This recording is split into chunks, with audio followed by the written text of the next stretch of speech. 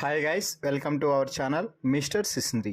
Big boss Telugu season 9లో ఒక విచిత్రమైన సంఘటన అయితే చోటు చేసుకుంది.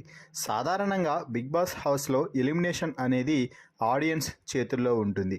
ఆడియన్స్కి ఎవరైతే నచ్చరో వారికి ఓట్లు వేయకుండా ఉంటారు. ఓట్లు ఎవరికైతే తక్కువగా వస్తాయో వారు ఎలిమినేట్ అవుతారు బిగ్ బాస్ హౌస్ నుంచి.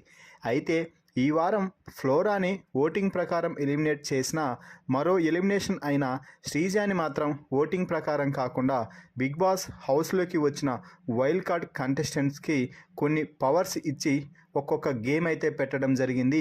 ఆ టాస్కుల్లో ఎవరైతే గెలుస్తారో వారికి గోల్డెన్ స్టార్ ఇచ్చి సేఫ్ జోన్లోకి తీసుకువచ్చారు. ఓడిపోయిన వారిని ఇక డేంజర్ జోన్లోనే ఉంచారు. అలా చివరి వరకు రావడంతో ఇక సుమన్ శెట్టి శ్రీజ మధ్య అయితే టై అయితే అయ్యింది.